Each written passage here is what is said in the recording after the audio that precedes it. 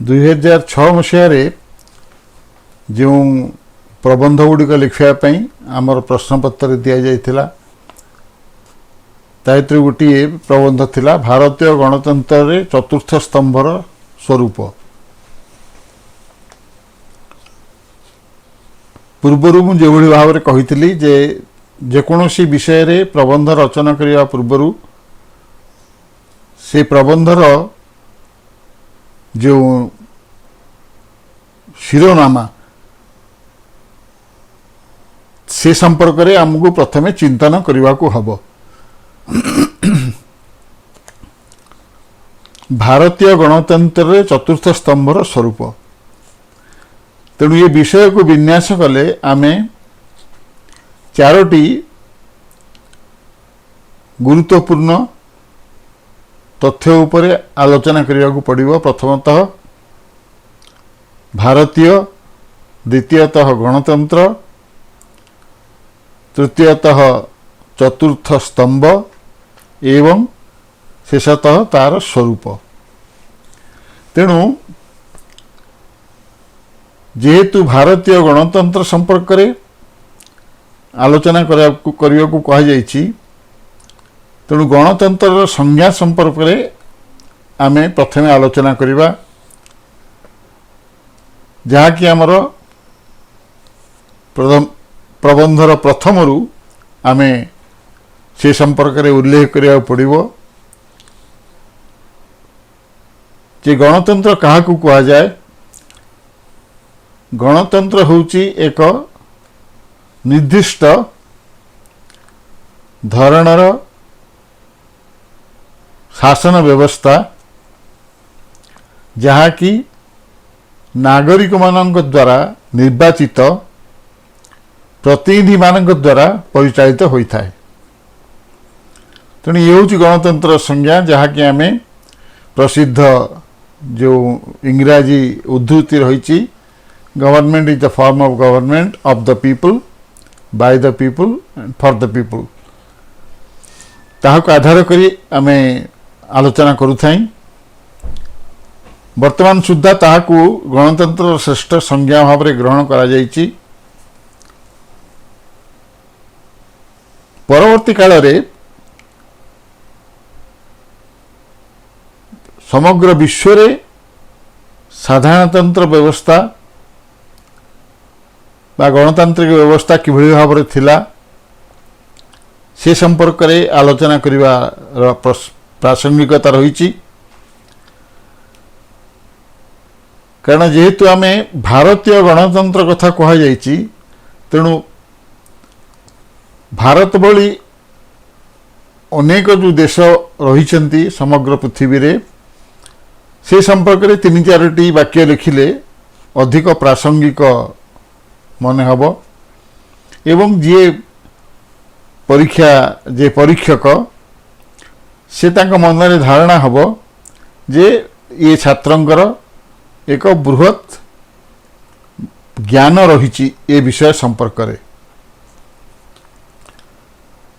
प्राचीन काल रे ग्रीक और रोम रे साधारणतंत्र व्यवस्था थिला जहाँ कि प्रथम सर्वपुरातन साधारणतंत्र व्यवस्था बा गणतांत्रिक व्यवस्था भाव में कहा जाए। एवं भारत रे मध्य जदिच प्रथमरु विभिन्न राजा माने ए देश को शासन करथिले एवं राजतंत्र द्वारा भारतर शासन व्यवस्था परिचालित होउतला। अनेक राजतंत्र रे राजा माने नागरिक मानक सहित अति उन्नत मानर व्यवहार करुथिले एवं सेमानंकर गणतांत्रिक मूल्यबोध रक्षा निमंते चेष्टित थिले। सेमाने शासन माध्यम रे निजर कर्तृत्व जाहिर करू नथिले बरं जड़े प्रतिनिधि हिसाब रे से नागरिक मानकर सुख स्वाच्छंद ସ୍ୱାଧୀନ ବଚନ ଏ ସମ୍ପର୍କରେ ମଧ୍ୟ ଚେଷ୍ଟିତ ଥିଲେ। ତେବେ ଭାରତୀୟ ଗଣତନ୍ତ୍ର ସ୍ଥାପନାରେ ସବୁଠାରୁ ଅଧିକ ଗୁରୁତ୍ୱପୂର୍ଣ୍ଣ ଭୂମିକା ଯଦି କେହି ଗ୍ରହଣ କରିଥିଲା ତାହା ହେଉଛି ଆମ ସ୍ୱାଧୀନତା ଆନ୍ଦୋଳନ। କାରଣ ଭାରତୀୟ ଗଣତନ୍ତ୍ର କିଭଳି ସୃଷ୍ଟି ହେଲା ଆମେ ସେ ସମ୍ପର୍କରେ ସୂଚନା ଦେବାକୁ ପଡ଼ିବ। ତେଣୁ ସ୍ୱାଧୀନତା ସଂଗ୍ରାମ ସମ୍ପର୍କରେ ଆମ ସିପାହୀ ବିଦ୍ରୋହ ଠାରୁ ଆରମ୍ଭ କରି ଆମ ନେତାଜୀ ସୁଭାଷ ଚନ୍ଦ୍ର ବୋଷଙ୍କର ତାଙ୍କର ଯେଉଁ ଆଜାଦ ହିନ୍ଦ ଫୌଜ ଜରିଆରେ ତାଙ୍କର ଯେଉଁ ପ୍ରଚେଷ୍ଟା ଏ ସମସ୍ତ ବିଷୟରେ ଆମକୁ ସମ୍ୟକ ସୂଚନା ଦେବାକୁ ପଡ଼ିବ। ଏବଂ ଭାରତୀୟ ଗଣତନ୍ତ୍ର ସ୍ଥାପନାରେ ସ୍ୱାଧୀନତା ଆନ୍ଦୋଳନର ଭୂମିକା ଗୁରୁତ୍ୱପୂର୍ଣ୍ଣ ଥିଲା। 1947 ମସିହା ଜାନୁଆରୀ 15 ତାରିଖରେ ଆମେ ସ୍ୱାଧୀନତା ଲାଭ କଲୁ, କିନ୍ତୁ ଗଣତନ୍ତ୍ର ପ୍ରତିଷ୍ଠିତ ହେଲା 1950 ମସିହା ଜାନୁଆରୀ 26 ତାରିଖରେ। ସେହି ଦିନଠାରୁ ଭାରତୀୟ ସମ୍ବିଧାନ କାର୍ଯ୍ୟକାରୀ ହେଲା ଏବଂ ସେଇଥିପାଇଁ ଯେତେବେଳେ ଗଣତାନ୍ତ୍ରିକ ପଦ୍ଧତିର କଥା ଆଲୋଚନା କରାଯାଏ ସେତେବେଳେ ଆମର ସମ୍ବିଧାନକୁ ଆମେ ବହୁ ଭାବରେ ଆମେ ଆଲୋଚନା କରିଥାଉ। କାରଣ ସମ୍ବିଧାନ ହେଉଛି ଗଣତାନ୍ତ୍ରିକ ପଦ୍ଧତିର ବେଦ ଏବଂ ସେହି ଧାରା ଅନୁସାରେ ହିଁ ଗଣତାନ୍ତ୍ରିକ ଶାସନ ପରିଚାଳିତ ହୁଏ। ତେବେ ଯେହେତୁ ଆମେ ଗଣତନ୍ତ୍ର ସମ୍ପର୍କରେ ଆଲୋଚନା କରୁଛେ ତେଣୁ ଗଣତନ୍ତ୍ର ପଦ୍ଧତିର ଯାହା ମୂଳ ମନ୍ତ୍ର ବା ନିର୍ଯାସ ସେ ସମ୍ପର୍କରେ ଆମକୁ ପ୍ରବନ୍ଧରେ ଲେଖିବାକୁ ହେବ। ଗଣତନ୍ତ୍ର ପଦ୍ଧତିର 4ଟି ମୂଳ ମନ୍ତ୍ର ମୁଖ୍ୟତଃ ଭାବରେ ରହିଛି। ପ୍ରଥମତଃ ଦଳ ଓ ମତର ସହାବସ୍ଥାନ। ଗଣତନ୍ତ୍ରରେ ଅନେକ ଦଳ ରହିବେ ଏବଂ ସେହି ଦଳମାନଙ୍କର ବିଭିନ୍ନ ମତ ରହିବ ଏବଂ ସେମାନଙ୍କର ମତ ମଧ୍ୟରେ ପାର୍ଥକ୍ୟ ଦେଖାଯିବା ସ୍ୱାଭାବିକ। ସବୁ ମତ ସମାନ ନ ହୋଇପାରେ, କିନ୍ତୁ ସେ ସମସ୍ତ ମତର ଏକ ସହାବସ୍ଥାନ ଭାବ ସୃଷ୍ଟି ହେବା ଉଚିତ। ତା ଅର୍ଥ ଜଣେ ଅନ୍ୟର ମତକୁ ସମ୍ମାନ ପ୍ରଦର୍ଶନ କରିବା ଉଚିତ। କୌଣସି ମନରେ ହିଂସା ଭାବ ଆଣିବା ବା ଅନ୍ୟ କାହାର ମତକୁ କୌଣସି ପ୍ରକାର ଭାବରେ ପ୍ରଶମିତ କରିବା ପାଇଁ ଅନ୍ୟାୟ ବା ହିଂସାର ମାର୍ଗ ଗ୍ରହଣ କରିବା ତାହା ସହାବସ୍ଥାନ ନୁହେଁ। ସହାବସ୍ଥାନ ଅର୍ଥ ସମସ୍ତେ ସମାନ ମର୍ଯ୍ୟାଦାର ସହିତ ତାଙ୍କର ସ୍ଥାନ ଗ୍ରହଣ କରିବେ। ତେଣୁ ଗଣତନ୍ତ୍ରର ପ୍ରଥମ ମୂଳମନ୍ତ୍ର ହେଲା ଯେ ସମସ୍ତ ଦଳ ଏବଂ ମତର ଏକ ସହାବସ୍ଥାନ ସୃଷ୍ଟି ହେବ। ଦ୍ୱିତୀୟ ମୂଳମନ୍ତ୍ର ହେଲା ଯେ ସ୍ୱାଧୀନ ମତଦାନ ବ୍ୟବସ୍ଥା। ଯାହା ଆମେ ଆଗରୁ କହିଥିଲୁ ଯେ ନାଗରିକମାନେ ଗଣତାନ୍ତ୍ରିକ ବ୍ୟବସ୍ଥାରେ ତାଙ୍କର ପ୍ରତିନିଧିକୁ ଚୟନ କରିବେ। ତେଣୁ ସେ ଚୟନ କିଭଳି ଭାବରେ କରାଯାଇପାରିବ ତାର ଗୋଟିଏ ସବୁଠାରୁ ପନ୍ଥା ହେଉଛି ଶ୍ରେଷ୍ଠ ପନ୍ଥା ହେଉଛି ସ୍ୱାଧୀନ ମତଦାନ ବ୍ୟବସ୍ଥା। ତେଣୁ ମତଦାନ ମାଧ୍ୟମରେ ବ୍ୟକ୍ତିମାନେ ନାଗରିକମାନେ ସେମାନେ ତାଙ୍କର ପ୍ରତିନିଧିକୁ ଚୟନ କରିବେ ଆଉ ତା ସ୍ୱାଧୀନ ଭାବରେ ହୋଇଥିବା ଦରକାର। କେହି କାହାକୁ ପ୍ରଭାବିତ କରି ବା ଭୟ ସୃଷ୍ଟି କରି ବା ଏଭଳି ଏକ ପରିବେଶ ସୃଷ୍ଟି କରି ନକରି ଯାହାଫଳରେ କି ଜଣେ ସ୍ୱାଧୀନ ଭାବରେ ତାର ମତ ଦାନ କରିବାରୁ ବିରତ ହେବ, ସେଭଳି ପରିସ୍ଥିତି ସୃଷ୍ଟି ନ ହୋଇ ଯେ ସ୍ୱାଧୀନ ସ୍ୱଚ୍ଛନ୍ଦ ଭାବରେ ଭୟମୁକ୍ତ ଭାବରେ ହିଂସାମୁକ୍ତ ଭାବରେ ଆମର मतदान व्यवस्था सृष्टि होगा दरकार जहाँ को स्वाधीन मतदान कहा जाए। तृतीयतः सार्वजनीन भोट प्रदान अधिकार, भोट जहाँ को मत बोली आम कहीपरू जे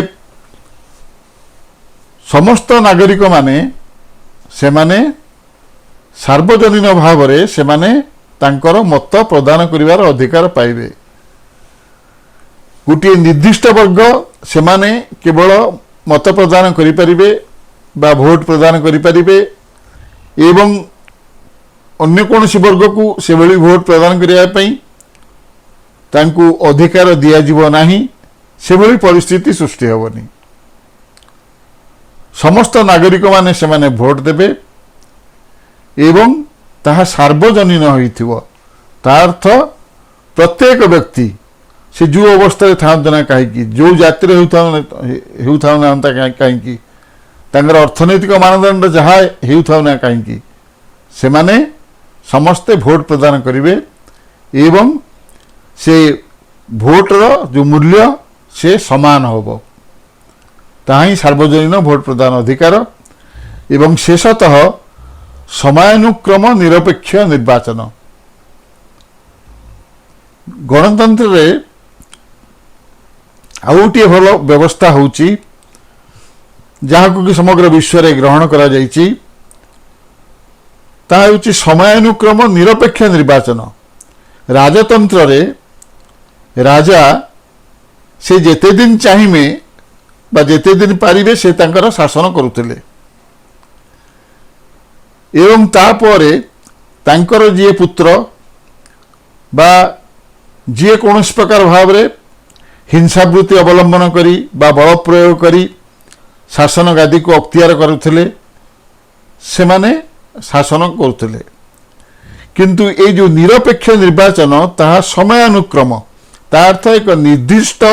समय पाई प्रतिनिधि मानक निर्वाचित करा जिवो। 5 वर्ष पाई आमर भारत वर्ष रे आमे आमर विधानसभा पाई एवं लोकसभा पाई आमे प्रार्थी मानू आमे निर्वाचित करुचु। तेणु से समयानुक्रम एक निर्दिष्ट समय पाई से माने प्रतिनिधि रहिबे। ता फल कौन हम ना से माने जानिबे जे आमको निर्दिष्ट समय मध्य आम कर्तव्य को ठीक भाव में संपादन करिया पड़िबो, देश को ठीक भाव में आमको ठीक भाव में आमको शासन करिया पड़िबो, जहाँ फल कि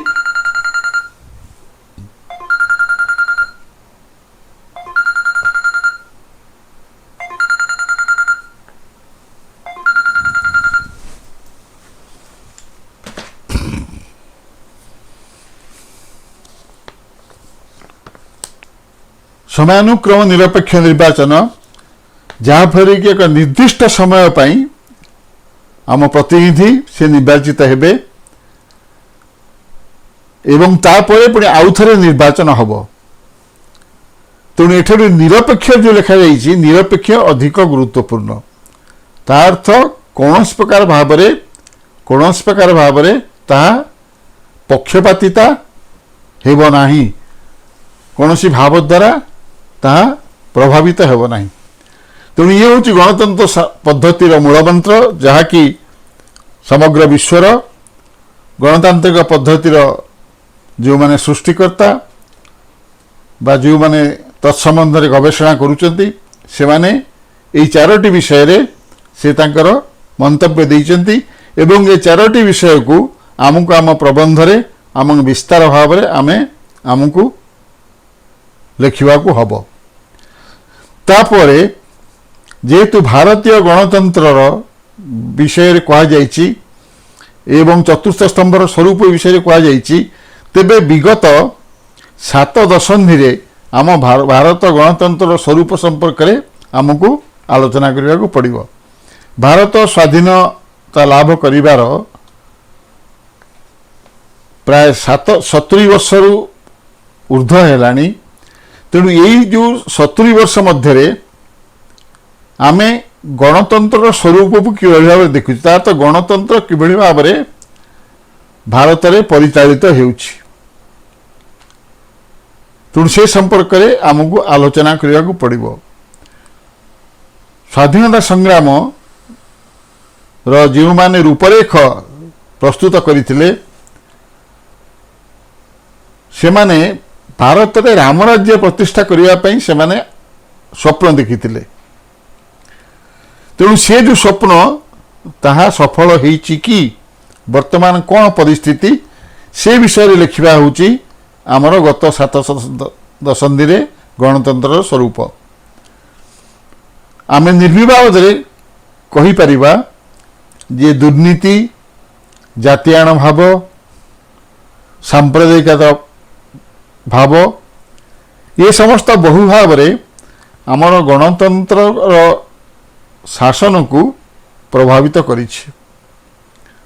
तेणु भारतीय गणतंत्र विफल होइछि बोली कहले ठीक हेब नाही। तथापि भारतीय गणतंत्र को अधिक क्रियाशील करबा पई बा सफल होबा पई जो सब बाधा सृष्टि होइथिला से सबु मध्यरु दुर्नीति जातीयाण भाव एवं सांप्रदायिक भाव से होची मुख्य।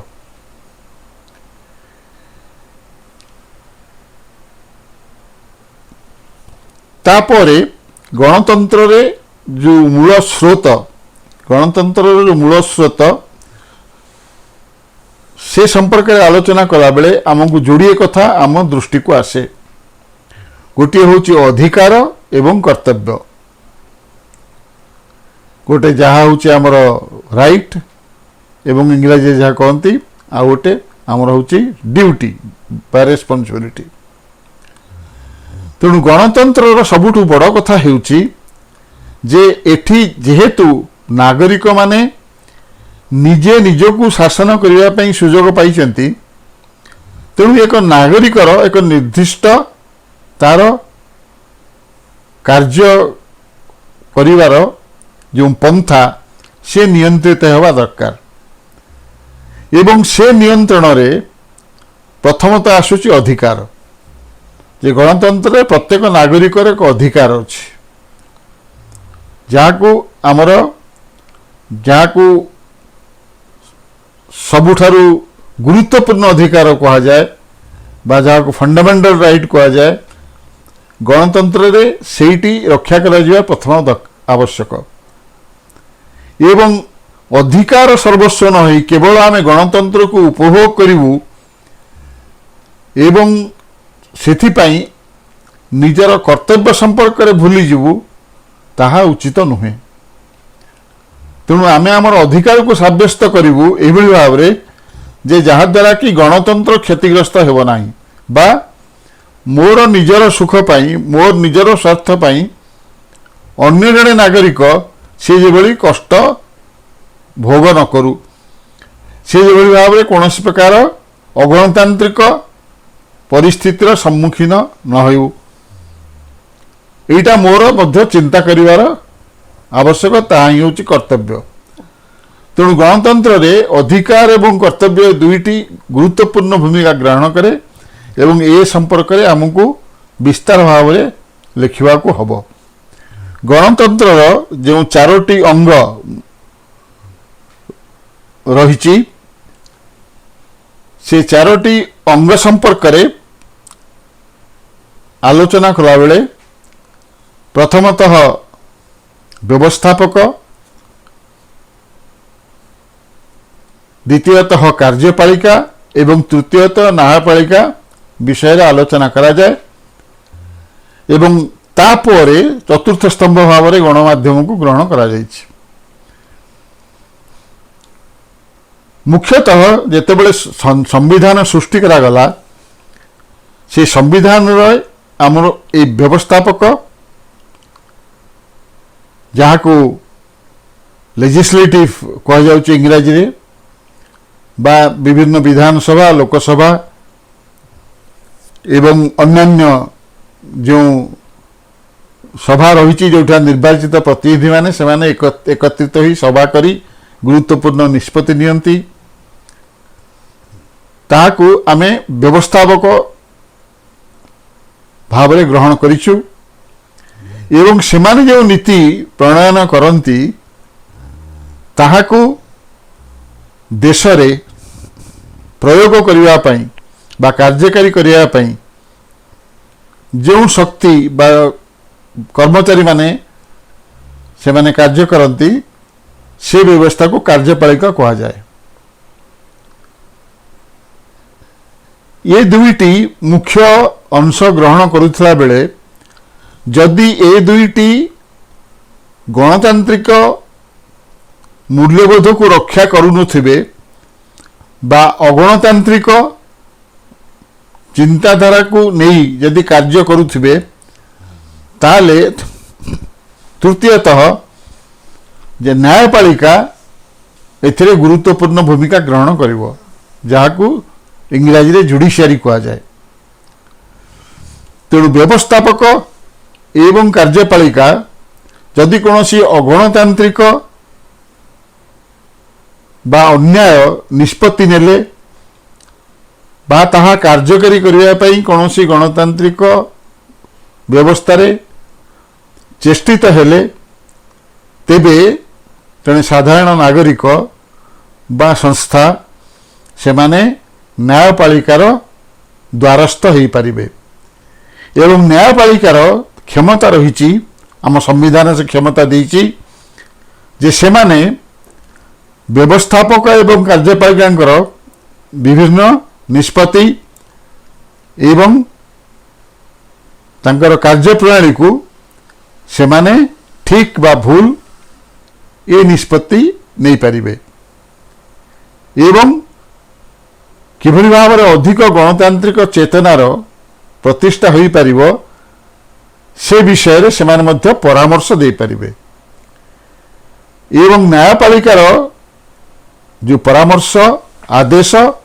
ତାକୁ ବ୍ୟବସ୍ଥାପକ ଏବଂ କାର୍ଯ୍ୟପାଳିକା ସେମାନେ ଗ୍ରହଣ କରିବା ପାଇଁ ପାଳନ କରିବା ପାଇଁ ବାଧ୍ୟ। ତେଣୁ ଇଏ ହେଉଛି ଏକ ସୁସ୍ଥ ଗଣତାନ୍ତ୍ରିକ ପରମ୍ପରାର କଥା। ତେବେ ସମ୍ବିଧାନ ସୃଷ୍ଟି ହେଲା ପରେ ଆଉ ଗୋଟିଏ ସ୍ତମ୍ଭ ଗୁରୁତ୍ୱପୂର୍ଣ୍ଣ ଭୂମିକା ଗ୍ରହଣ କଲା ଗଣତାନ୍ତ୍ରିକ ପଦ୍ଧତିରେ, ତାହା ହେଉଛି ଗଣମାଧ୍ୟମ। ଗଣମାଧ୍ୟମ ଯାହାକୁ ଇଂରାଜୀରେ ଆମେ ପ୍ରେସ୍ ବୋଲି କହିଥାଉ ବା ମିଡ଼ିଆ ବୋଲି କହିଥାଉ ବା ମାସ୍ ମିଡ଼ିଆ ବୋଲି କହିଥାଉ। ଗଣମାଧ୍ୟମ ସମୟକ୍ରମେ ଗଣତନ୍ତ୍ରରେ ବ୍ୟବସ୍ଥାପକ, କାର୍ଯ୍ୟପାଳିକା ଓ ନ୍ୟାୟପାଳିକା ଠାରୁ ଅଧିକ ଗୁରୁତ୍ୱପୂର୍ଣ୍ଣ ମନେ ହେଲା ବା ସେଭଳି ଭାବରେ ସେମାନେ ତାଙ୍କର କାର୍ଯ୍ୟ ନିର୍ବାହ କଲେ। ଗଣମାଧ୍ୟମର କର୍ତ୍ତବ୍ୟ ହେଉଛି ଯେ ସେ ଗଣତନ୍ତ୍ରରେ ଗୋଟେ ନାଗରିକର ଯେଉଁ ସ୍ୱର ବା ତାର ଯେଉଁ ଚିନ୍ତାଧାରା ତାକୁ ପରିପ୍ରକାଶ କରେ। ତେଣୁ ସାଧାରଣ ନାଗରିକଟିଏ କ'ଣ ଚାହୁଁଛି, ଯଦି କୌଣସି ନ୍ୟାୟପାଳିକା ବା ବ୍ୟବସ୍ଥାପକ ବା କାର୍ଯ୍ୟପାଳିକା ଏ ସମ୍ପର୍କରେ ସେ କୌଣସି ମନ୍ତବ୍ୟ ଦେଉଛି, ସେ ମନ୍ତବ୍ୟକୁ ଅନ୍ୟମାନେ ଜାଣିବାର କ'ଣ ଉପାୟ ଅଛି? ତେଣୁ ସେ ଉପାୟଟି ହେଉଛି ଏଇ ଗଣମାଧ୍ୟମ। এই গণমাধ্যম দ্বারা যেকୌଣସି ବ୍ୟକ୍ତି ଯେକୌଣସି ଦଳ ସେ ତାଙ୍କର ଚିନ୍ତନ ବିଷୟରେ ଅନ୍ୟ ସମସ୍ତଙ୍କୁ ଅବଗତ କରିପାରିବେ। ଅନ୍ୟ କାହାର ଚିନ୍ତା ବିଷୟରେ ଜାଣିଲେ ସିନା ତା ଉପରେ କେହି ନିଜର ଅଭିମତ ଦେଇପାରିବେ, ତାହା ଭଲ କି ମନ୍ଦ ସେ ସମ୍ପର୍କରେ ସେମାନେ ନିର୍ଣ୍ଣୟ ନେଇପାରିବେ। ତେଣୁ ସେଇ ଯେଉଁ ମତକୁ ସର୍ବସାଧାରଣରେ ପ୍ରକାଶ କରିବା ହେଉଛି ଗଣମାଧ୍ୟମର କର୍ତ୍ତବ୍ୟ। ଏବଂ ସେଇ ଗଣମାଧ୍ୟମ ପ୍ରଥମତଃ मुद्रण रे बा मुद्रण शिल्प रे सीमित थिला बा आमर जो छापाखाना से आमर कागज और काली रे जो भाव में छपा जाई संवादपत्र प्रकाश करा जाउची से सीमित थिला किंतु ता पूर्वरु मध्य आमर विभिन्न ताम्रलिप्ति जो तंबा पट्टा एवं आम पत्थर देहरे मध्य शिलालिपि ये समस्त माध्यम मध्य पूर्वरु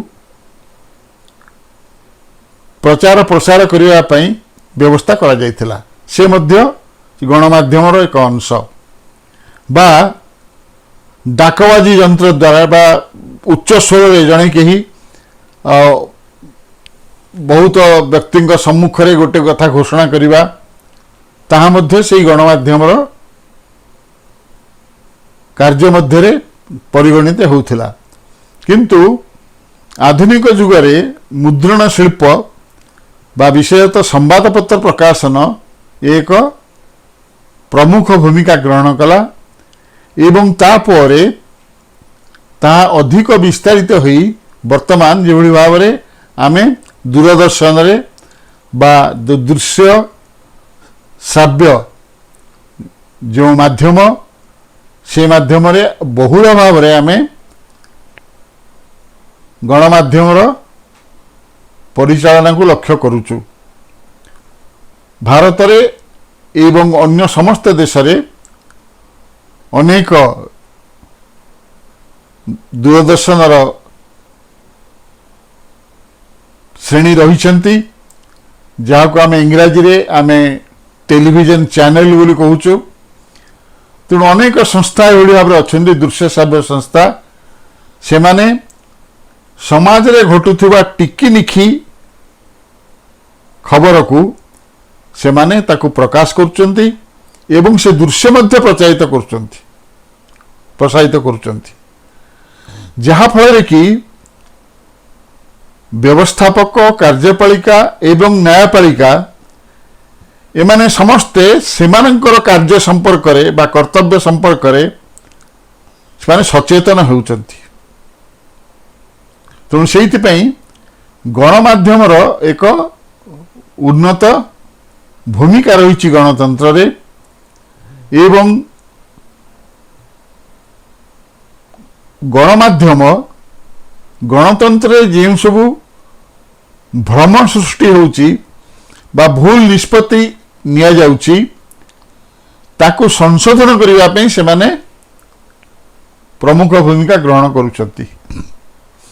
सेहिति पई चतुर्थ स्तंभ को गणतंत्र रे बा गणमाध्यम को गणतंत्र रे चतुर्थ स्तंभ भाव में ग्रहण करा जाई भ्रम संशोधन सेतु भाव में मर्यादा प्रदान करा जाइछि सेतु अर्थ गोटे स्थल आ गोटे स्थल को जीवा धर गोटे नदी पार हवा को हेले जदि नदी उपरे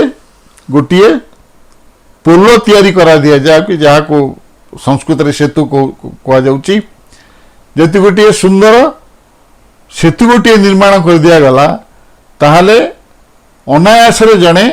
गोटे पटरू आर पटू जाई परिबो ठीक से भाव में गणमाध्यम गोटे वर्गर व्यक्तिंकर चिंता और चेतना अन्य वर्ग को जणेवा से माने समर्थ होइचंती बा प्रमुख भूमिका ग्रहण करती सेतिपाई आमर वैदिक जो चिंताधारा असतो मा सद्गमय बा असत्यरु सत्य को गति करिबा बा भ्रमात्मक परिवेश रु एक उन्नत निर्णयात्मक परिवेश रे आसी पहुंचीबा कार्यटी आमर गणतंत्र चतुर्थ स्तंभ गणमाध्यम करुछि तेबे आमर विषय वस्तु होची भारतीय गणतंत्र रे चतुर्थ स्तंभर स्वरूप तेबे भारतीय गणतंत्र रे गणतांत्रिक व्यवस्था जेबे आरंभ हैला भारत रे जेतेबेले गणतंत्र स्थापना पई आमर स्वाधीनता संग्राम चली सेतेबेले मध्य एई मुद्रण शिल्प रो एक गुरुत्वपूर्ण भूमिका थिला। दि बेंगल गेजेट सेतेबेले स्वाधीनता संग्रामी मानकर विभिन्न कथा को से प्रकाश करुथिले एवं इंग्रेज सरकार तांकर मत को मध्य सेते प्रकाश होउतरा। ठीक से भाव में ये हूँ सर्वपुरातन स्वाधीनता वार्ता बहन करुवा संवादपत्र। तापर दि बॉम्बे समाचार, आनंद बजार पत्रिका एवं विशेषतः ओडिशा रे उत्कलमणि गोपबंधु दास द्वारा प्रतिष्ठित समाज संवादपत्र एमाने पराधीन भारत रे गणतंत्र व्यवस्था को अधिक सुस्थ करने पाई बा स्वाधीनता आनिबा पाई एक गुरुत्वपूर्ण भूमिका ग्रहण करथिले। तेणु भारत को स्वाधीनता प्रदान करने क्षेत्र में गणमाध्यम एक उन्नत भूमिका थिला जहाँकि स्वर्णाक्षर रे लिपिबद्ध होई रही। स्वाधीन भारत रे जेहेतु आम कहुई स्वरूप वर्तमान तार स्वरूप कौन से विषय रे आमको शेष निष्पत्ति देवाक पड़िबो। तेणु एक सर्वजन विदित जे समग्र विश्व रे भारत रे गणतंत्र सफल होइछि कारण ये एक उपमहादेश जन बहुलता दृष्टि एभली एक देश रे गणतांत्रिक पद्धति निश्चित भाव सफल होइछि कारण अन्य कौनसी एते जनबहुल राष्ट्र रे भारत भली गणतांत्रिक व्यवस्था सफल होई नाही। हुएत तन्मध्य किछि काल बिच्यु देखा देइछि जहाँकि 1975 मसीह जिते जरूरीकालीन परिस्थिति सृष्टि होता सेतेबेले गणतांत्रिक व्यवस्था किछि परिमाण भाव में व्याहत होता एवं से समय मध्य गणमाध्यम भूमिका अति उन्नत मानर थिला एवं गणतंत्र एवं गणमाध्यम एक उन्नत भूमिका ग्रहण करने जोगु ही जो गणतांत्रिक भाव में जरूरीकालीन परिस्थिति सृष्टि होता ताहा बेसी दिन तिष्ठी रही पारला नहीं एवं सरकार एक परिवर्तन है। तेणु से दृष्टि चिंता कले जे स्वाधीन भारत रे गणतंत्र मूल्यबोध को रक्षा करने बा गणतांत्रिक भाव को सुदृढ़ करने गणमाध्यम भूमिका अति गुरुत्वपूर्ण थिला एवं वर्तमान मध्य रही। तेबे जेतेबेले स्वरूप संपर्क में आम चिंता करिबा आम मानू केवल वर्तमान व्यवस्था संपर्क रे बा वर्तमान स्थिति संपर्क रे वर्णना करने सहित ताहा किभली भाव में अधिक क्रियाशील हो पारिबो से संपर्क में आमको सूचना देवाक पड़िबो कारण उपसंहार रे प्राबंधिक को निजर मत प्रदान करने को होता है विषय वस्तु उपरे। तेणु भारतीय गणतंत्र रे गणमाध्यम स्वरूप संपर्क में आलोचना करने को गला बेले आमे लक्ष्य करिबा जे गणमाध्यम अधिक सचेतनता आवश्यक। समस्त गणमाध्यम गणतांत्रिक चिंताधारा को उज्जीवित करने कौन सी पक्षपात विचार नकरी से माने सचेतन हवा दरकार गणतांत्रिक व्यवस्था न्याय को प्रतिष्ठा करने एवं वर्तमान भारतीय गणतंत्र रे जेतेबेले आमे संवादपत्र बा विभिन्न जो दृश्य श्राव्य गणमाध्यम विषय रे आमे चिंता करूचे सेतेबेले देखा जाउची जे गणमाध्यमर जो मालिकाना ताहा दुई भाग विभक्त हो रही प्रथमतः बेसरकारी एवं द्वितीयतः सरकारी सरकारी गणमाध्यम से माने सरकारंकर गणतांत्रिक पद्धति शासन करुवा सरकारंकर से ताका नीति नियम संपर्क में तार प्रचार करुछंती एवं से संपर्क में आलोचना करुछंती किंतु अनेक बेसरकारी गणमाध्यम लक्ष्य करा जाउची जे जेहेतु से माने कौनसी एक निर्दिष्ट गोष्ठी द्वारा परिचालित बा तांकर जे प्रभु बा जे से संवादपत्र बा दृश्य श्राव्य परिचालना पाई अर्थ विनिमय करछंती मालिकाना को तांका हाथ में रखिछंती सेमाने अनेक समय रे पक्षपातिता भूमिका ग्रहण करुछंती निच्छक सत्य को प्रकाश न करी सेमाने किछि परिमाण भाव रे सेथरे परिवर्तन आणुछंती एवं जहा फल रे कि प्रकृत तथ्य जनसाधारण मध्य प्रकाश पाउना एवं से गणमाध्यम मध्य विभिन्न संवादपत्र बा दृश्य श्राव्य संस्था मध्य मत पार्थक्य देखा देउछि जहाँकि गणतंत्र प्रति एक विपद तेणु समस्त सरकारी एवं बेसरकारी गणमाध्यम से माने प्रथमतः नागरिक मंगल प्रति दृष्टि देवा आवश्यक कारण गणतंत्र मूल लक्ष्य होची नागरिकर मंगल समस्त नागरिक सुख स्वाच्छंद जीवन यापन करिवे उच्च मानर जीवन यापन करिवे एवं ताहा ही व्यवस्थापक कार्यपालिका और न्यायपालिकार कर्तव्य एवं सेथिरे कौन प्रकार भाव रे यदि पक्षपात भाव सृष्टि करा जाउची ते गणमाध्यम कर्तव्य से संपर्क में जनसाधारण को सचेतन करवा तेणु निरपेक्ष प्रभुत्व नहेले निरपेक्ष मालिकाना नहेले गणमाध्यम ताहा स्वच्छंद भाव रे पक्षपात हीनता भाव रे से निर्वाह करि परिबे नाही तेणु ताहा ही वर्तमान आमर भारतीय गणतंत्र रे आमर जो चतुर्थ स्तंभ बा गणमाध्यम ताहार स्वरूप ये संपर्क में अनेक उद्धृति एवं विभिन्न घटना क्रम संपर्क में आमे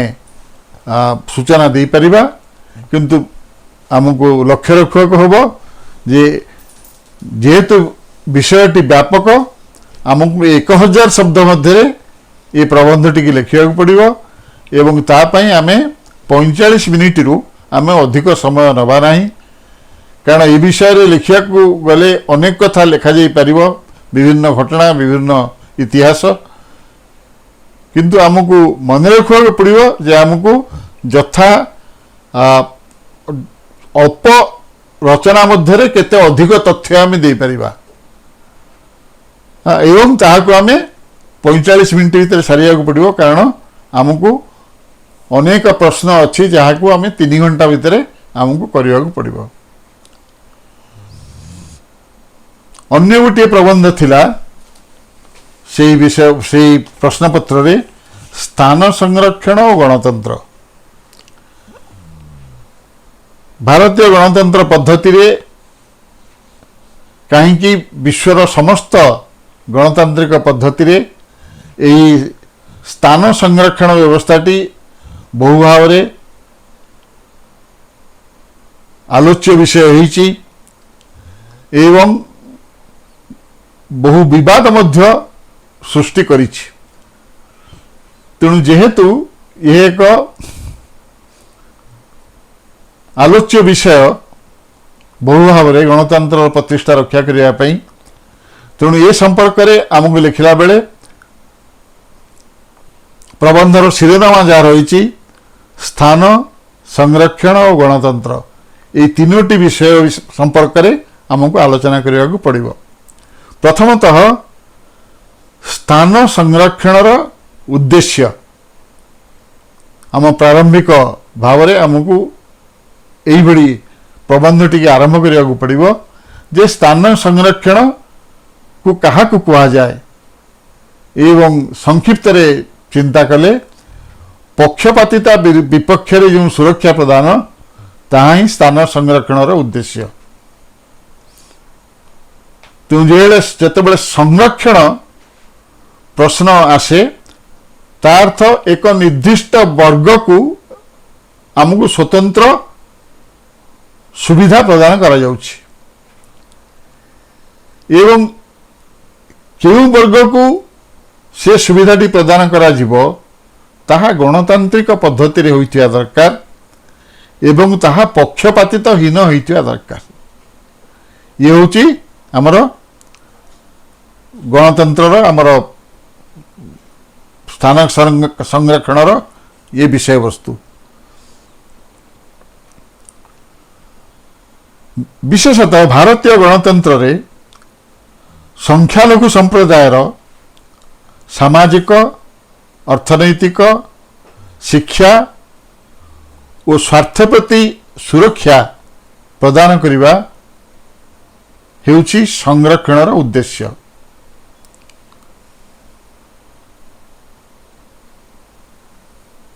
ये जो संरक्षण व्यवस्थाटी गणतंत्र रे अपरिहार्य होइछि एवं विशेषतः भारतीय गणतंत्र रे जेतेबेले आमर संविधान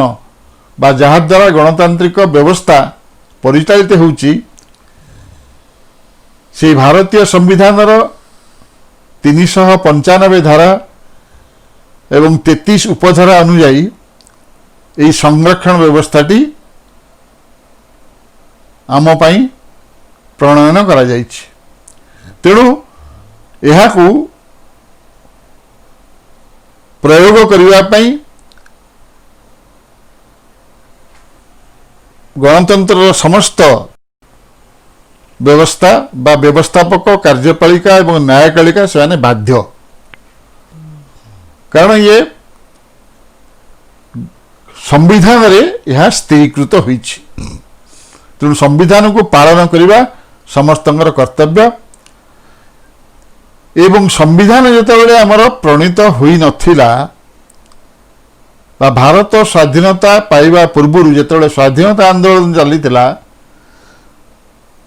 जेतेबेले गणतंत्र स्वरूप कौन हब से संपर्क में मनीषी माने चिंता करुथिले सेतेबेले मध्ये संरक्षण व्यवस्था संपर्क में आलोचना होइथिला एवं आमर संख्यालघु संप्रदायर जे प्रतिनिधित्व करथिले बी.आर. आंबेडकर जे कि आम संविधान प्रणयन रे मुख्य भूमिका ग्रहण करथिले एवं भारत स्वाधीनता संग्राम जे नायक बा आम राष्ट्र पिता महात्मा गांधी से दुहिंक मध्य एक चुक्ति होइथिला पुना चुक्ति भाव रे ता भारतीय संविधान इतिहास रे से एक उज्जवलतम व्याख्यान ता 1937 से चुक्ति संपन्न होइथिला। ता अर्थ भारतीय संविधान स्वरूप कौन हेब एवं स्वाधीनता लाभ पर जो भारतीय गणतंत्र सृष्टि हेब से ये संख्यालघु संप्रदायर जो व्यक्ति नागरिक मानकर स्वार्थ किभली भाव में सुरक्षित हो पारिबो से संपर्क में आगुरी मध्य चिंता करा जाइथिला। केवल ताहा नुहे अनुसूचित जाति अनुसूचित जनजाति एवं एंग्लो इंडियन ये सब ए मान संपर्क में जो सब संरक्षण रखागला विभिन्न स्थान रे से स्थान होची मुख्यतः व्यवस्थापक एवं कार्यपालिका रे से जो स्थान संरक्षण करागला ता परे मध्य स्वाधीनोत्तर भारत रे विभिन्न वर्ग से माने मध्य संरक्षित होगा पाई से माने आंदोलन कले दाबी उपस्थापन कले एवं से निमित्त 1980 मसीह भारत सरकार एक मंडल कमिशन स्थापना कले एवं से ही कमिशन 1981 मसीह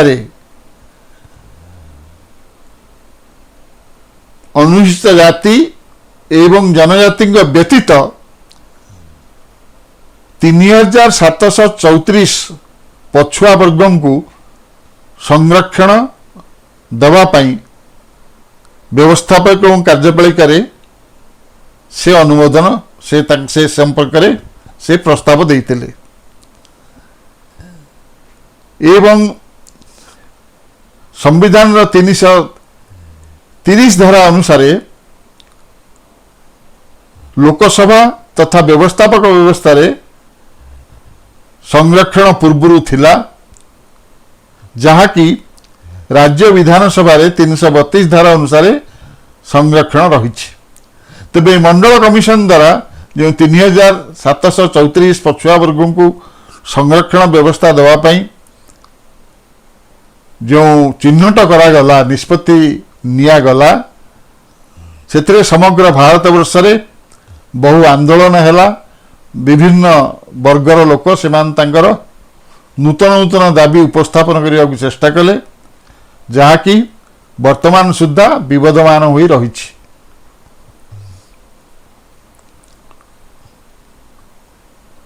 भारतीय गणतंत्र जो स्थान संरक्षण ये स्थान संरक्षण विषय रे चिंता कला बेले जना जाए जे यह गणतांत्रिक पद्धति को व्याहत करुछि कि गणतांत्रिक व्यवस्था रे समस्त नागरिकों को जाति धर्म वर्ण ऊर्ध्वे समान अधिकार बा सुविधा प्रदान करिवार व्यवस्था रही। समस्ते संविधान आगे समान। तेबे ये समानता थिला बेले एक निर्दिष्ट वर्गर व्यक्ति विशेषण को संरक्षित करा जाई तांको अधिक सुविधा सुजोग दिया जिबा केते दूर गणतांत्रिक चिंताधारा अनुसार प्रासंगिक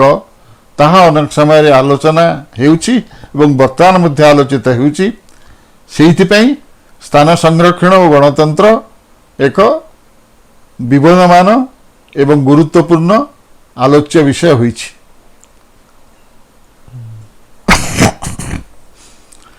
गणतांत्रिक पद्धति रे जेतेबेले स्थान संरक्षण व्यवस्था रखागला भारतीय गणतंत्र रे सेतेबेले निर्दिष्ट एक वर्ष पाई निर्दिष्ट समय पाई यही संरक्षण व्यवस्था को लागू करने पे चिंता करा जायतिला। कारण सेतेबेले कहा जायतिला जे पराधीन भारत रे बा हमर भारतर इतिहास रे केतेक निर्दिष्ट वर्गर व्यक्ति माननकु सेमाने तांकर शिक्षा तांकर अर्थनैतिक व्यवस्था तांकर सामाजिक व्यवस्था जे सेमाने पछुआई रही जाइचंती विभिन्न कारण जोगु तेणु तांकु साधारण स्तर व्यक्ति मानकर सामाजिक अर्थनैतिक चेतना सहित समान करने पाई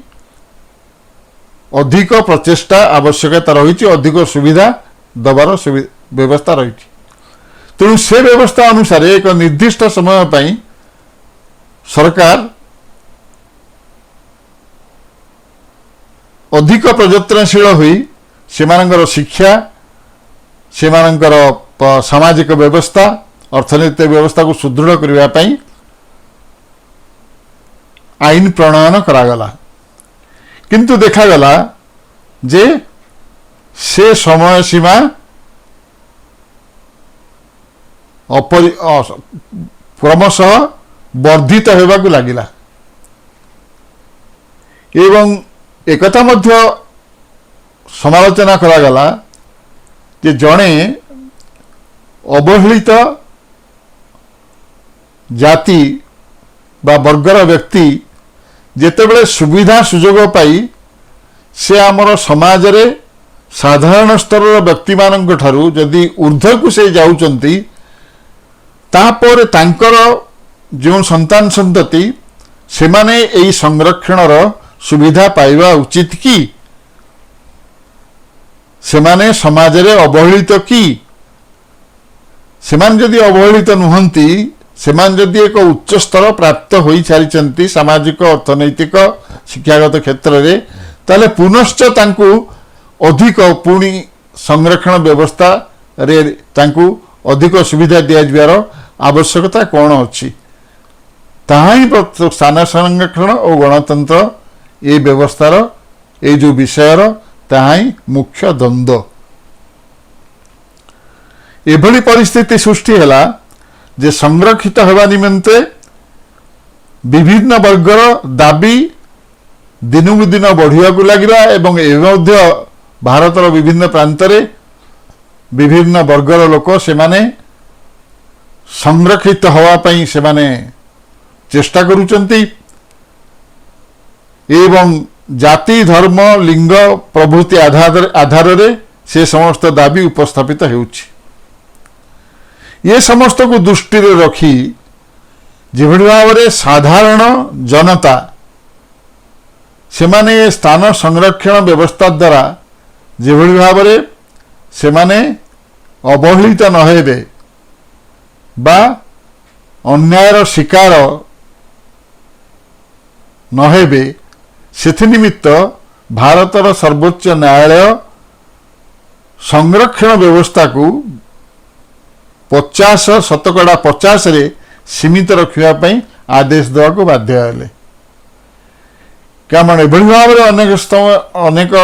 स्तर समाजर विभिन्न वर्गर लोक माने एभଳି भाव दाबी उपस्थापन करने को लागिले एवं निर्वाचित सरकार ऊपर एभଳି भाव प्रभाव विस्तार करने को चाहिए जहा फल कि चिंता करागला जे हुए तो भारत रे कहीं असंरक्षित रहिबे नाही समस्त संरक्षण व्यवस्था अनुसार से माने अधिक सुविधा सुजोग पाइबा पई से माने चेष्टित सेथि निमित्त एक साधारण न्याय प्रतिष्ठा करिया पई एवं साधारण व्यक्ति माननकु एवं मेधावी व्यक्ति माननकु तांकर स्वार्थ रक्षा करिया पई उच्च न्यायालय से ये जो संरक्षण व्यवस्था को 50% भाग रे सीमित रखा पई से घोषणा करथिले आदेश देथिले एवं ताहा वर्तमान कार्यकारी हेउछि वर्तमान स्थान संरक्षण एवं गणतंत्र विषय रे आलोचना कला बेले भारत स्वाधीनता पाइबा समय बा वर्तमान ठारू 70 वर्ष पूर्वर भारतर अवस्था जहाँ थिला एवं सेठी जाति जाति मध्य जो भाव में सामाजिक वैषम्य सृष्टि होता अनेक बुद्धिजीवी मत जे वर्तमान से भली वैषम्य प्राय नाही अस्पृश्यता लोप पाई एवं समस्त वर्गर लोक माने सेमाने निजर विद्या बुद्धि बल निजर परिश्रम बल से माने निजर अर्थनैतिक व्यवस्था को उन्नत करने पाई से माने सक्षम हो पारिछंती तेणु ये क्षेत्र में वर्तमान कहीं उच्च जाति धर्म वर्ण भावरे ताकू विचार को नहीं कहीं आउ दुर्बल नुहंती तेणु वर्तमान दुई वर्गर व्यक्ति आम समाज रे देखा जाउचंती गोटी होची अर्थनैतिक क्षेत्र रे सबल व्यक्ति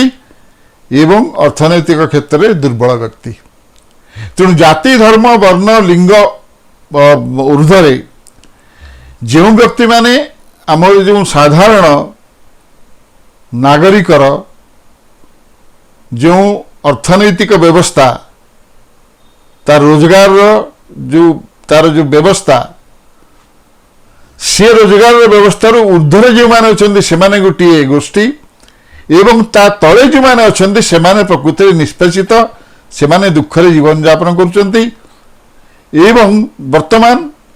से व्यक्ति मान पाख जो मैंने आर्थिक क्षेत्र में से वर्तमान निम्न भाग में अच्छा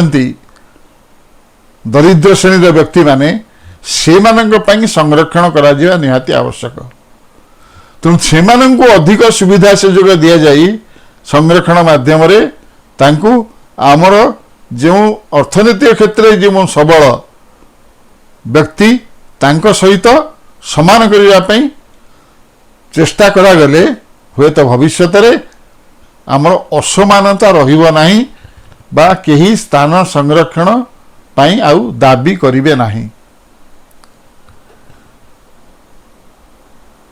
ତେଣୁ ଅନଗ୍ରସର ବ୍ୟକ୍ତିଙ୍କ ସ୍ୱାର୍ଥ ଓ ଗଣତାନ୍ତ୍ରିକ ଯେଉଁ ବ୍ୟବସ୍ଥା ତାର ଯେଉଁ ମୂଲ୍ୟବୋଧ ତାହାକୁ ନିରପେକ୍ଷତାର ସହିତ ବିଚାର କରାଯିବା ଉଚିତ। ଗଣତନ୍ତ୍ରରେ କୁହାଯାଏ ଯେ ଏଠାରେ ମୁଣ୍ଡ ଗଣତି କରାଯାଏ, ମାତ୍ର ସେଇ ମୁଣ୍ଡରେ ଥିବା ଯେଉଁ ମସ୍ତିଷ୍କର ଯେଉଁ ମାନ ତାହାକୁ ଗଣନା କରାଯାଏ ନାହିଁ। ତେଣୁ ସେ ଦୃଷ୍ଟିରୁ ଚିନ୍ତା କରିବାକୁ ଗଲେ ସହଜରେ କେଉଁଭଳି ଭାବରେ ଅଧିକ ସୁବିଧା ସୁଯୋଗ ଆମ ସାମାଜିକ ଅର୍ଥନୈତିକ ଏବଂ ଶିକ୍ଷାଗତ ସ୍ୱାସ୍ଥ୍ୟଗତ କ୍ଷେତ୍ରରେ ଆମେ ଲାଭ କରିପାରିବା, ସେଥିପାଇଁ ସମସ୍ତେ ଲାଳାୟିତ। ଏବଂ ସେଭଳି ବ୍ୟବସ୍ଥା ହେଲେ ଯେଉଁ ଗଣତାନ୍ତ୍ରିକ ଯେଉଁ ସମାନତା ସାମ୍ୟବାଦ ତାହା ରକ୍ଷା କରାଯାଇ ପାରିବ ନାହିଁ। ତେଣୁ ଗଣତନ୍ତ୍ରରେ ଯେହେତୁ ଏକ ନିର୍ଦ୍ଦିଷ୍ଟ ଶାସନକୁ ଆମେ ସମ୍ମାନ ଦେଉଛୁ ଯେ ତାହା ଲୋକମାନଙ୍କ ଦ୍ୱାରା ସୃଷ୍ଟି କରାଯାଉଛି ଏବଂ ସେ ଲୋକମାନଙ୍କର ସେ ଶାସନ ବ୍ୟବସ୍ଥା ଏବଂ ଲୋକମାନଙ୍କର ହିତ ପାଇଁ ହିଁ ସେ ଶାସନ ବ୍ୟବସ୍ଥା। ତେଣୁ ଏକଥା ସାମଗ୍ରିକ ଭାବରେ ଚିନ୍ତା କଲାବେଳେ ସ୍ଥାନ ସଂରକ୍ଷଣ ନାମରେ ଯଦି କିଛି ବ୍ୟକ୍ତି ସେମାନେ ଅନୈତିକ ଭାବରେ ଅନ୍ୟ ଗୋଷ୍ଠୀ ଠାରୁ ଅଧିକ ସୁବିଧା ସୁଯୋଗ ପାଇବା ପାଇଁ ଚେଷ୍ଟିତ ହେବେ ଏବଂ ସଫଳ ହେବେ, ତାହେଲେ ସେଠି ସାମାଜିକ ନ୍ୟାୟ ଯେଉଁ ଗଣତାନ୍ତ୍ରିକ ନିରପେକ୍ଷତା ତାହା ବ୍ୟାହତ ହେବ। ଏବଂ ଏହା ହିଁ ହେଉଛି ସାମଗ୍ରିକ ଭାବରେ ସ୍ଥାନ ସଂରକ୍ଷଣ ଓ ଗଣତନ୍ତ୍ର ବିଷୟରେ ଆଲୋଚନା। ପୁଣି ଆଉଥରେ ମୁଁ କହୁଛି ଯେ ଏ ବିଷୟରେ ପ୍ରବନ୍ଧ ରଚନା କଲାବେଳେ ଚିନ୍ତା କରିବାକୁ ପଡ଼ିବ ଯେ ଭାବ ବିହ୍ୱଳ ହୋଇ ଅଧିକ କଥା ଲେଖିବାକୁ ହେବ ନାହିଁ। ଆମେ ମୁଖ୍ୟ ବିଷୟ ଗୁଡ଼ିକ ତତ୍ତ୍ୱ ଗୁଡ଼ିକୁ ଐତିହାସିକ ବିଷୟବସ୍ତୁକୁ ଘଟଣାକୁ ଆମେ 1000 ଶବ୍ଦ ମଧ୍ୟରେ ଲେଖିବାକୁ ପଡ଼ିବ ଏବଂ ସେଇ 1000 ଶବ୍ଦକୁ ଆମେ ଯଦି 45 ମିନିଟ୍ ଭିତରେ 30 ରୁ 45 ମିନିଟ୍ ଭିତରେ ଆମେ ଯଦି ଲେଖିପାରିବା ତାହେଲେ ଆମର ଯେଉଁ ପ୍ରବନ୍ଧ ପାଇଁ ଯେଉଁ 100 ସଂଖ୍ୟାର ଯେଉଁ ପ୍ରଶ୍ନଟି ଦିଆଯାଇଛି ଆମେ ତାକୁ ଠିକ୍ ଭାବରେ ତାର ନ୍ୟାୟ ଦେଇପାରିବା, କାରଣ ଆମକୁ 11ଟି ପ୍ରଶ୍ନର ଉତ୍ତର ଦେବାକୁ ପଡ଼ିବ। ସେଥିରେ ଓଡ଼ିଆରେ ଅନୁବାଦ କରିବା ପାଇଁ ଗୋଟିଏ ଅନୁଚ୍ଛେଦ ଦିଆଯାଇଛି, ତାପରେ ଗୋଟିଏ ଦୀର୍ଘ ଅନୁଚ୍ଛେଦକୁ ପଠନ କରି ପ୍ରଶ୍ନ ଗୁଡ଼ିକର ଦିଆଯାଇଥିବା ଉତ୍ତର ମଧ୍ୟ ଲେଖିବାକୁ ହେବ ଏବଂ ବ୍ୟାକରଣର ପ୍ରାୟ 6ଟି ପ୍ରଶ୍ନର ଉତ୍ତର ଦେବାକୁ ପଡ଼ିବ ଏବଂ ତା ସହିତ ଆମକୁ ପ୍ରବନ୍ଧଟିଏ ଲେଖିବାକୁ ପଡ଼ିବ ଏବଂ ସେହି ପ୍ରବନ୍ଧର କଳେବର 1000 ଶବ୍ଦ ମଧ୍ୟରେ ରହିବା ପାଇଁ ନିର୍ଦ୍ଦେଶ ଦିଆଯାଇଛି। ତେଣୁ 1000 ଶବ୍ଦ ଭିତରେ ଯେଉଁ ପ୍ରବନ୍ଧ ଲେଖିବେ ଯଦି 1000 ଶବ୍ଦରୁ 1010 ହେଇଗଲା ସେଥିରେ ବିଶେଷ ତ୍ରୁଟି ହେବ ନାହିଁ, କିନ୍ତୁ ଯଦି 1100 ଶବ୍ଦ ହେଲା ତାହେଲେ ତାହା ନିଶ୍ଚୟ ପରୀକ୍ଷକର ଦୃଷ୍ଟିକୁ ଆକର୍ଷଣ କରିବ ଏବଂ ଆମେ ଯେ ଠିକ୍ ଭାବେ ଯେଉଁମାନେ ପ୍ରଶ୍ନକର୍ତ୍ତା ସେମାନଙ୍କର ନିର୍ଦ୍ଦେଶକୁ ଆମେ ମାନୁନାହୁଁ ବୋଲି ତାହା ପରିଗଣିତ ହେବ। ତେଣୁ ପ୍ରବନ୍ଧ ରଚନା କଲାବେଳେ ଆମର এই দুইটি বিষয় প্রতি দৃষ্টি দেওয়া পড়িব। সমস্ত মুখ্য জিনিস घटना एवं आमर जो मतामत आमे लिखिबू किंतु ताहा 1000 शब्द मध्य एवं 1000 शब्द मध्य लिखन मध्य आमको 30 रु 45 मिनिट भितर आम यदि करि पारिले ताहाले आउ जो 11टी प्रश्नर उत्तर अछि आमे 3 घंटा भितर करि पारिबा।